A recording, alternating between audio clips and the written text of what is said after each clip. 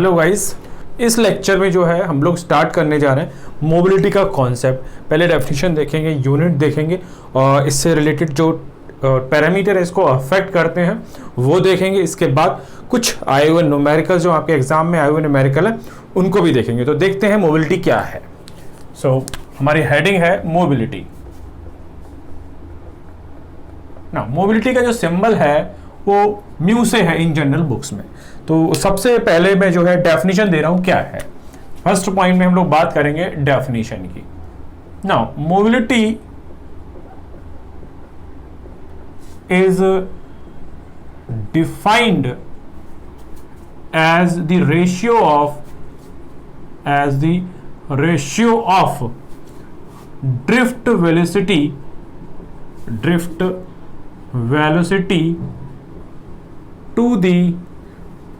to the applied electric field। Clear है। So जो mu की डेफिनेशन है वो ये कह रही है mu equals to VD upon mu. Clear है। सो मोबिलिटी जो है डेफिनेशन आपके सामने क्लियर होगी। It is just ratio of the drift velocity to the electrical field. Clear है यहाँ तक। सेकेंड पॉइंट में आपको समझाता हूं इसकी यूनिट, क्योंकि हर एग्जाम में कुछ ना कुछ इससे रिलेटेड फॉर्मूला मिलेगा, इसी फॉर्मूले में न्यूमेरिकल मिल जाएगा और यूनिट भी मिल जाएगा। तो यूनिट देखते हैं पहले ना। अगर आप वेलोसिटी की यूनिट देखें तो होती है मीटर पर सेकेंड। ठीक है। और जो इलेक्ट्रिकल फील्ड इंटेंसिटी है वो क्या होती है, E इक्वल्स टू होता है B/L, that is volt per metre. ठीक है। यहाँ सो वोल्ट पर मीटर। क्लियर। सो मीटर से मीटर ऊपर जाएगा तो स्क्वायर हो जाएगा, मीटर स्क्वायर। ये सेकंड नीचे आएगा तो हो जाएगा वोल्ट इनटू सेकंड। क्लियर है। सो यूनिट जो होगी वो क्या होगी, मीटर स्क्वायर वोल्ट सेकंड। अब मीटर अगर ऑप्शन में ना मिले तो ऑप्शन में आपको हो सकता है centimetre square volt second. Clear है यहाँ तक। तो सबसे पहले आप डेफिनेशन को फॉलो करिएगा, यूनिट को समझिएगा कैसे आई। थर्ड पॉइंट में मैं आपको क्या समझाना चाह रहा हूं, हम जो मोबिलिटी है इसका कॉन्सेप्ट पढ़ के हो रहा है, पहले ही समझिए। एक्चुअली जो मोबिलिटी है, mobility determines the behaviour of the charge transport in an solid material under the electrostatic field. Clear. क्या मीनिंग है, ये जो मोबिलिटी है ये बताती है कि सॉलिड मटेरियल में जब हम कोई अप्लाइड इलेक्ट्रोस्टैटिक फील्ड लगाते हैं तो जो चार्ज कैरियर हैं वो किस तरीके से बिहेव करते हैं। तो इसका क्या मीनिंग है वो समझिएगा। It determines the characteristic of transport career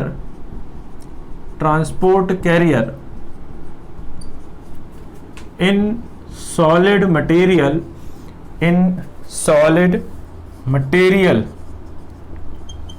under the electric field. Clear है। तो सिंपल सा मीनिंग है, जो मोबिलिटी है ये क्या बताती है, जो ट्रांसपोर्ट कैरियर है, जो चार्ज कैरियर है वो under the influence of electric field किस तरीके से बिहेव करते हैं, उनकी स्पीड क्या है वो ये बताती है। क्लियर है यहाँ तक। So definition clear, unit clear. Third point में जो क्या मीनिंग है उसका वो भी मैंने क्लियर कर दिया। अब इसका डेरिवेशन देख लेते हैं कि म्यू बराबर वीडी अपॉन ई कैसे आया। फिर मैं जो फैक्टर है इसको अफेक्ट करते हैं मोबिलिटी को वो समझाऊंगा, फिर न्यूमेरिकल स्टार्ट करता हूं। तो नेक्स्ट पॉइंट में हम देखते हैं कि इसका डेरिवेशन पार्ट क्या है। देखते हैं, देखिए क्या है। नाउ सपोज ये कोई कंडक्टर है आपका जिसका क्रॉस सेक्शनल एरिया ए है, लेंथ L है।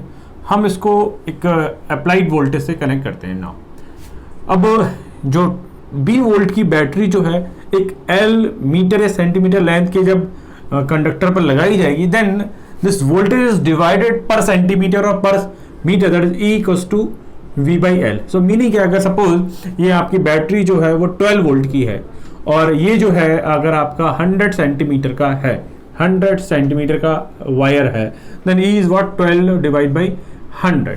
That is equals to what 0.12 volt per centimetre, that is per centimetre जो है 0.1 वोल्ट मिलेगा। अगर आप 1 सेंटीमीटर पे वोल्टेज को मेजर करोगे then this is 0.1 volt centimetre, that is called electric field.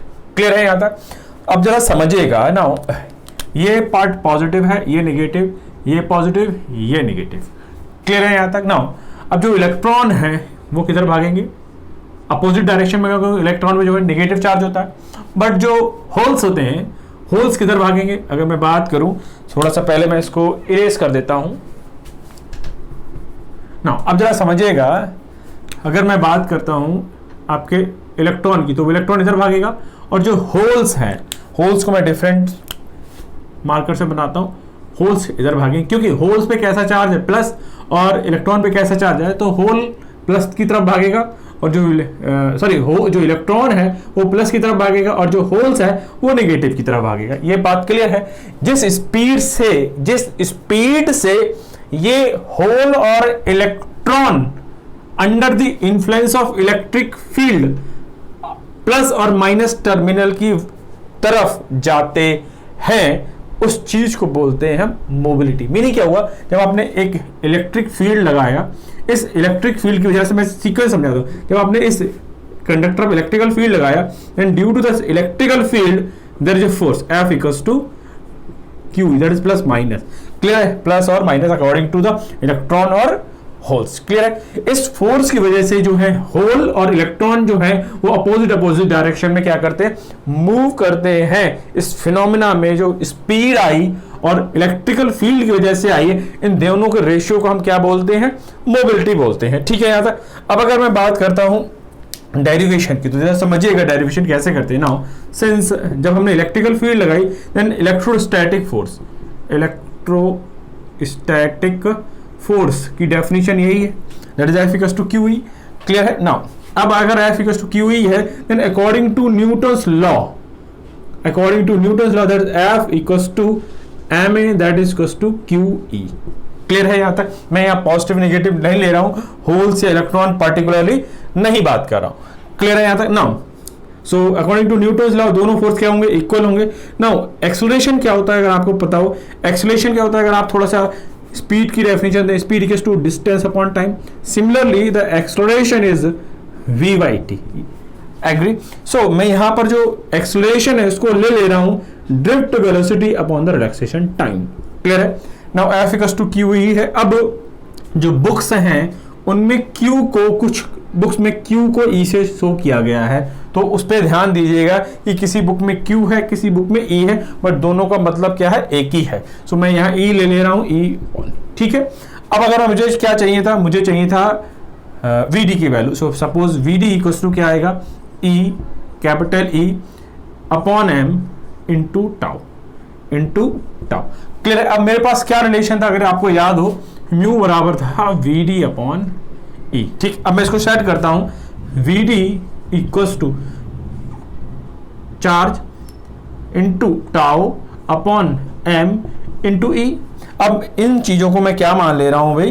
Constant मान ले रहा हूं। इनको क्या मान ले रहा हूं? कांस्टेंट मान ले रहा हूं। Then VD is equals to mu E। Clear है यहाँ तक? Now from that the mu is VD upon E। Clear है? So mu equals to VD upon E। Clear? समझ में आया? So what is that meaning? Mobility is just पर volt metre लगाने से जो इलेक्ट्रॉन है वो कितनी तेजी से लेफ्ट में या राइट में, या होल्स जो है लेफ्ट में या राइट में मूव कर रहे हैं, that is called what? Mobility. So mobility की सिंपल डेफिनेशन है, अगर आप E को 1 कर दें कि अंडर 1 वोल्ट पर मीटर और under 1 volt per centimetre the velocity gained by either the electron or the hole is called the mobility। तो एक यहां से और मेरे पास डेफिनेशन आ गई है, वो क्या आई है वो देखिएगा। Under the influence of electric field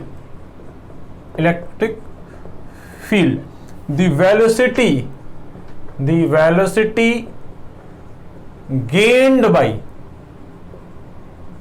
either the electron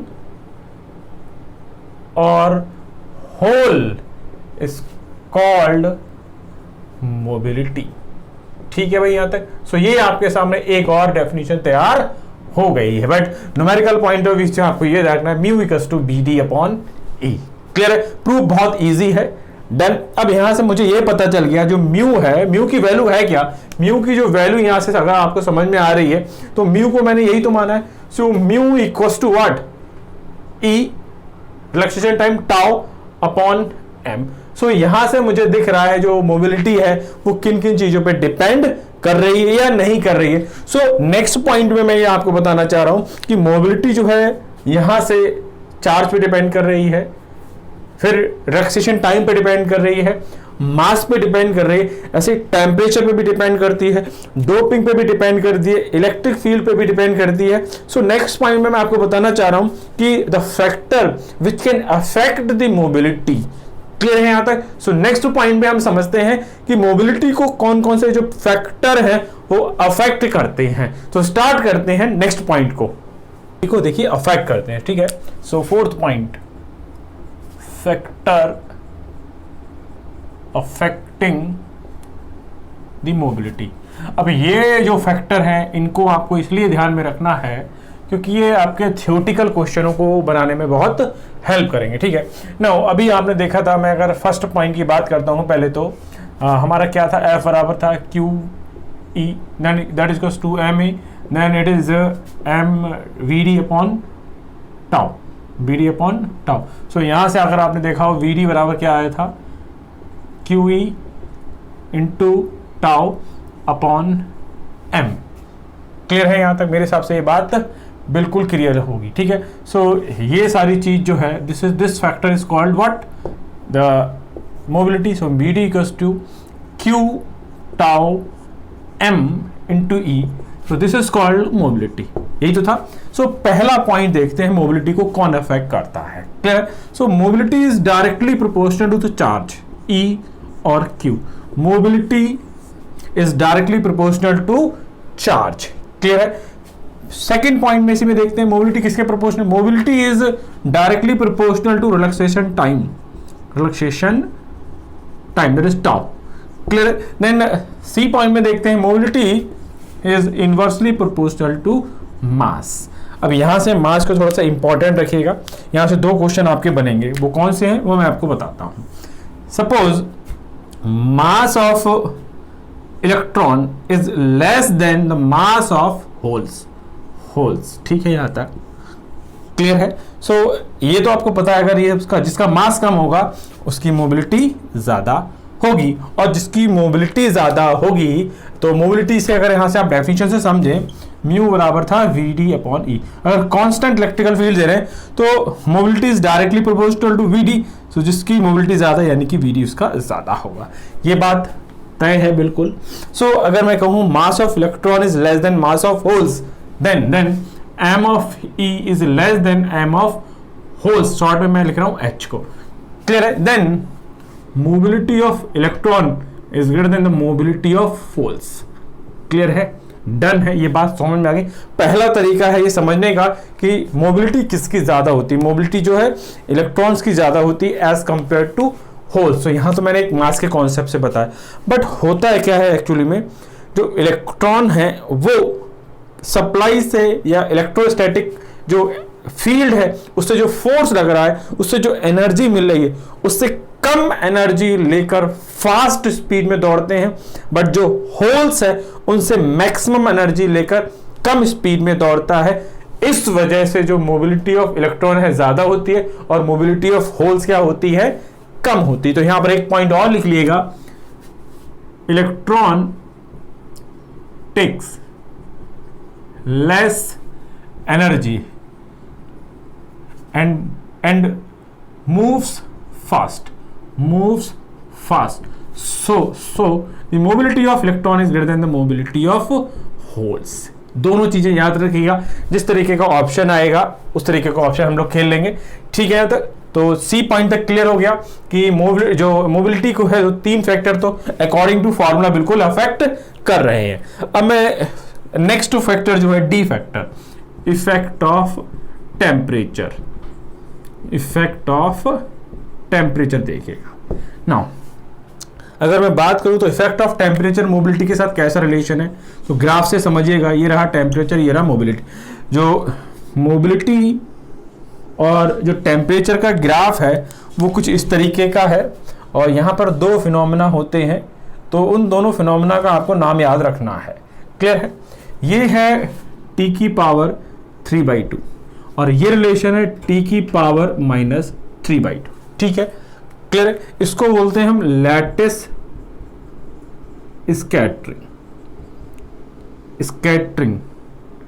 ठीक है, और इसको बोलते हैं इम्परफेक्ट स्कैटरिंग। ठीक है यहां तक?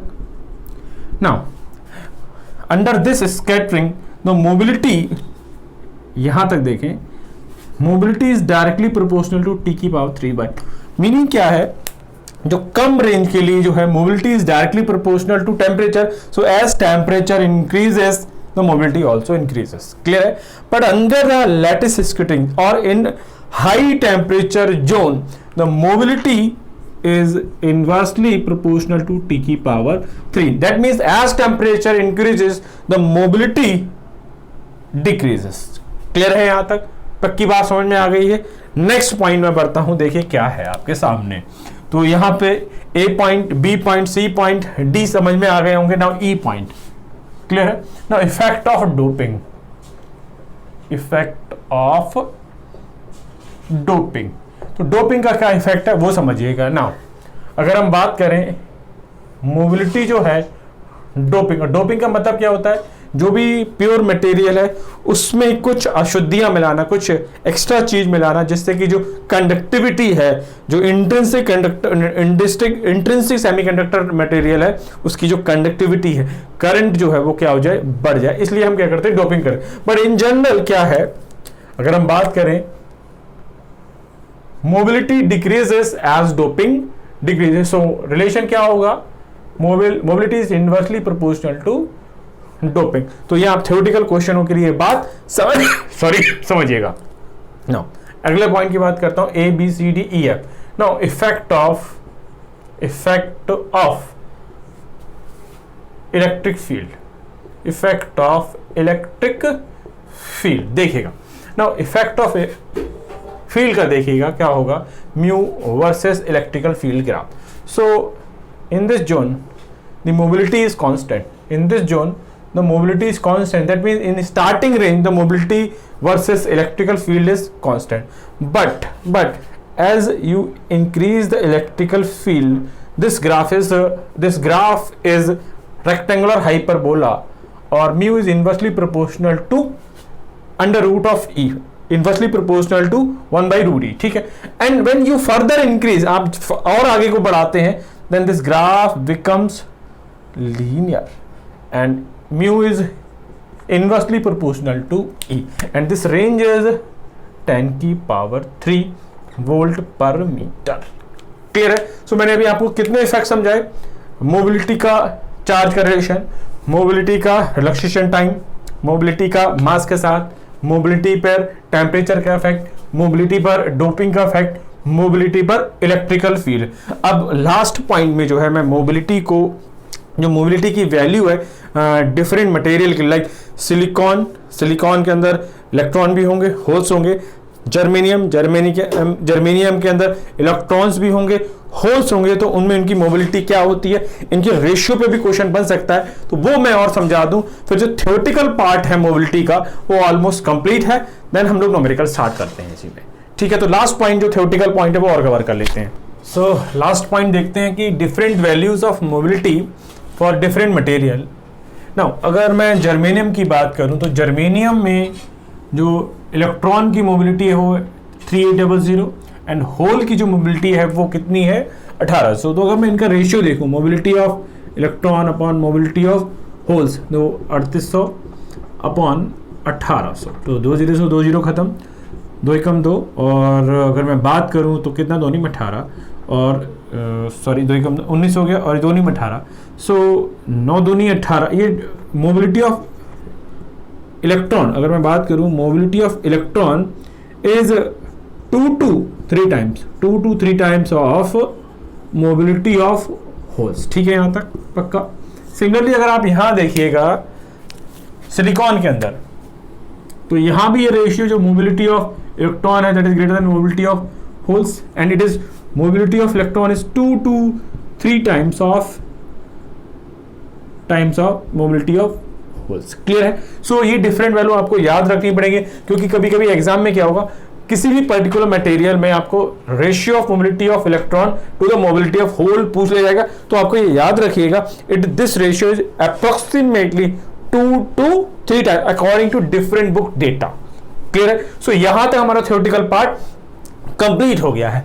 एक न्यूमेरिकल मैंने लिया है जो बड़ी थ्योरेटिकल क्वेश्चन है, जो कि आपके आरआरबी जेई एग्जाम में आया हुआ है। क्लियर है? तो देखते हैं, the mobility of an electron in a conductor is expressed in terms of, simple सा यहाँ पूछा है कि उसकी यूनिट क्या होगी। तो पहली यूनिट है centimetre square upon volt second, फिर है सेंटीमीटर अपॉन वोल्ट सेकंड, फिर है सेंटीमीटर स्क्वायर अपॉन वोल्ट, और लास्ट जो यूनिट है वो है centimetre square volt into second. Clear है? तो मेरे हिसाब से जो यूनिट है यहाँ पर एक ऑप्शन में थोड़ा सा चेंजेस करना पड़ेगा, क्योंकि दोनों ऑप्शन क्या हो रहे हैं, मैच कर रहे हैं। तो मैं यहाँ पर थोड़ा सा चेंजेस कर देता हूँ। ठीक है, अब समझते हैं इस क्वेश्चन का क्या आंसर होगा। नाउ मोबिलिटी क्या थी? Mobility is defined as the ratio of the drift velocity upon electric field. Clear है? सो इसकी यूनिट क्या होती थी? मीटर पर सेकंड, और जो ई था उसकी यूनिट क्या होती थी? वोल्ट पर सेकंड, वोल्ट पर मीटर। ठीक है यार? सो मीटर का स्क्वायर हो गया ऊपर जाके, और यहां हो गया वोल्ट इंटू सेकेंड। अब यहां पर मीटर नहीं है तो हम क्या कर सकते हैं, इसको सेंटीमीटर या मिलीमीटर जो भी मानना है मान लीजिए, centimetre square upon volt into second. ठीक है, यहां तक। तो देखिए कौन सा ऑप्शन मैच कर रहा है, सेंटीमीटर स्क्वायर एक ही ऑप्शन में है, सॉरी दो ही ऑप्शन में, तो ये भी गलत, ये भी गलत। नीचे वोल्ट सेकंड का इसमें है, तो वोल्ट सेकंड सिर्फ एक ही में, तो इस क्वेश्चन का जो आंसर होगा वो क्या सही होगा? ए। तो सिंपल सा मैंने कहा था यूनिट पे भी क्वेश्चन आ सकता है, और आपके सामने आरआरबी जेईई में मिल गया है। तो 2-3 क्वेश्चन और कर लेते हैं जो आपके कॉम्पिटिटिव एग्जाम में आए हुए, जिससे आपको किस तरीके के क्वेश्चन जो है मोबिलिटी पर आते हैं वो क्लियर हो जाता है। ठीक है, तो नेक्स्ट क्वेश्चन की तरफ मैं बढ़ता हूं। सो नेक्स्ट क्वेश्चन है हमारे सामने, generally the mobility of electrons in semiconductor is dash time the mobility of holes. Option है 2, 3, 4 एंड 5, एंड ये क्वेश्चन पूछा गया है आपके यूपीपीसीएल जेईई 2016 के पेपर में। ठीक है, सो मैंने कहा था अगर आपको प्रैक्टिकल डेटा याद नहीं है तो थोड़ी सी आपको परेशानी होने वाली है। सो अगर मैं सिलिकॉन की बात करूं तो सिलिकॉन के लिए मोबिलिटी ऑफ इलेक्ट्रॉन जो होती थी वो कितनी होती थी? किसी बुक में 1350 है, किसी में 1450 है। ये तो डेटा जो है थोड़ा डिफरेंटली वेरी करता रहेगा। एंड मोबिलिटी ऑफ होल्स जो है किसी बुक में 500 है तो किसी बुक में 400। तो बट आप एक रफ आइडिया निकाल कर देख लीजिएगा कि कितना होगा। ठीक है, तो मैं simply mobility of electron upon mobility of holes देखता हूं, 1350 अपॉन 500। ठीक है, तो एक जीरो से एक जीरो कैंसिल हो गया। तो आपको 50 से सिर्फ 135 को क्या करना है? डिवाइड करना है। सो मेरे हिसाब से ये नहीं 2 टाइम्स जाएगा, 100 देन इट इज 35, पॉइंट लगाइए, 0 बढ़ाइए और 5 7 जा, तो ये हो गया आपका अप्रोक्सीमेटली 2.7 टाइम्स। अब 2.7 का मतलब अब ये वैल्यू जो है अगर 0.5 होती, ये 0.5 से कम होती तो मैं 2 की तरफ अप्रोक्सीमेशन ले लेता। क्योंकि ये वैल्यू 0.5 से बड़ी है तो मैं जो अप्रोक्सीमेशन है वो 3 की तरफ लूंगा। सो मैं सिंपली लिख रहा हूं this ratio is 3 times. So mobility of electron is 3 times of mobility of holes. Clear है? सो इस क्वेश्चन का जो आंसर होगा वो क्या होगा? यहाँ पर 2 दे रखा है, यहाँ 3, तो 3 बिल्कुल करेक्ट होगा। तो इस क्वेश्चन का जो आंसर होगा वो बी बिल्कुल करेक्ट होगा। ठीक है, बढ़ते हैं नेक्स्ट क्वेश्चन की तरफ। नेक्स्ट थर्ड क्वेश्चन है जो कि हमारा आरआरबी जेईई 15 में आया हुआ है, और इस क्वेश्चन का क्या है देखते हैं। Conduction electrons have more mobility than holes because they are. Simple सा क्वेश्चन ये पूछा है जो इलेक्ट्रॉन की मोबिलिटी है that is greater than the mobility of holes क्यों होती है। ठीक है, पहला option are they are lighter, have negative charge, need less energy to move them, and last है experience collision frequency। ठीक है, सो मैंने आपको बताया था, अगर आपको याद हो सॉल्यूशन में, mobility of electron is greater than that of holes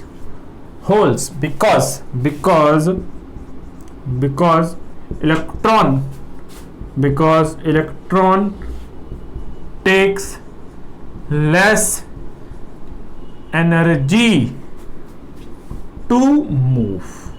और तरीका बताया था मैंने क्या, कि मोबिलिटी जो है, याद रखने का तरीका बताया था, mobility is inversely proportional to mass. So जो इलेक्ट्रॉन है वो मास में हल्के होते हैं, लाइटर होते हैं, that's why their mobility is greater. अब यहाँ आपके सामने दोनों ऑप्शन आ गए हैं, देखिए कैसे। जो यहाँ पर एक पॉसिबिलिटी है, दो लाइटर भी होते हैं, और एक ऑप्शन आ गया है ये जो है कम एनर्जी लेते हैं। अब इन दोनों ऑप्शन में से हम किसको प्रेफरेंस दें, तो प्रेफरेंस नंबर 1 समझिएगा। जो प्रेफरेंस नंबर 1 है, mobility of electron is greater than that of holes because electron takes less energy to. This is preference number 1। इसको मैं कह रहा हूं प्रेफरेंस, आप किसको देंगे, preference number 1, preference number 1। Clear है ऑप्शन, क्योंकि दोनों ऑप्शन में पड़े हैं, क्लियर। बट मुझे जाना है मोर करेक्ट की तरफ, और जो प्रेफरेंस नंबर 2 है, क्लियर है, वो ये है कि मोबिलिटी ऑफ इलेक्ट्रॉन जो ज्यादा होती है वो इसलिए होती है क्योंकि मास जो इलेक्ट्रॉन का होता है वो होल से कम होता है, इस वजह से mobility of electron is greater than the mobility of holes. Clear है, सो प्रेफरेंस नंबर 2। अब दोनों में आ जाएंगे तो किसे प्रेफरेंस देंगे, फर्स्ट को देंगे। तो फर्स्ट वाला कहाँ पे पड़ा है, सी में पड़ा हुआ है, तो इस क्वेश्चन का जो आंसर होगा वो बिल्कुल करेक्ट क्या होगा, सी होगा। ठीक है, यहां तक। नाउ नेक्स्ट क्वेश्चन हमारे सामने, if the derivative velocity of holes under a field gradient of 200 volt per metre is 100 metre per second, their mobility in SI unit is. पहला ऑप्शन है 0.5, 0.05, नेक्स्ट है 50, लास्ट है हमारा 500। ठीक है, तो बड़ा सिंपल सा क्वेश्चन है। म्यू बराबर क्या होता है, VD/E।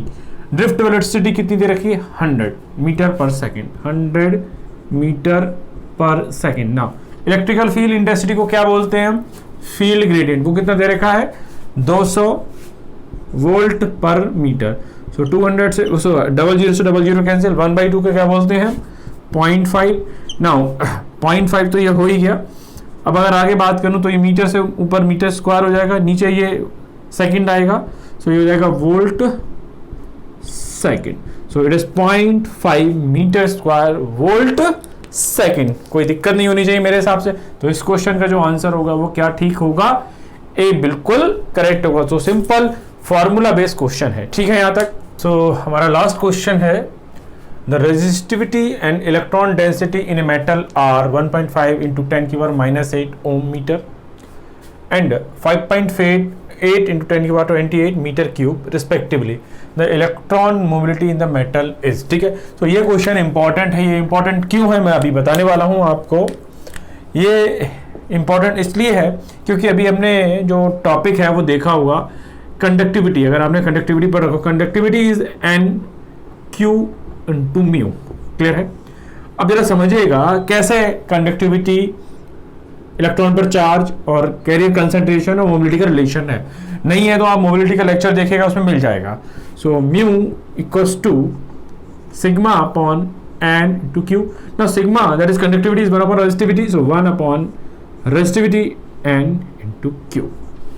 रेजिस्टिविटी कितनी दे रखी है, द रेजिस्टिविटी दे रखी है 1 अपॉन 1.5 × 10⁻⁸ एंड चार्ज आपको पता है इलेक्ट्रॉन पे कितना, तो 1.6 × 10⁻⁹ and the last one is what, the electron density कितनी दे रखी है 5.8 × 10⁻28। now when you solve and multiply this and solve it, then mu you will get 0.007। आपको यूनिट पता ही होनी चाहिए, सेंटीमीटर स्क्वायर वोल्ट सेकेंड। ठीक है, तो इस तरीके का जो ऑप्शन है वो हमारे एक ही मैच कर रहा है, दैट इज ए। तो मेरे हिसाब से जो मोबिलिटी है उसका कॉन्सेप्ट बिल्कुल क्लियर हो गया होगा।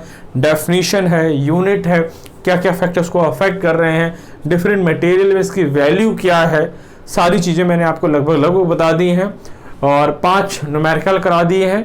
होपफुली आपको मोबिलिटी का कॉन्सेप्ट बिल्कुल क्लियर हो गया होगा। ठीक है यहाँ तक?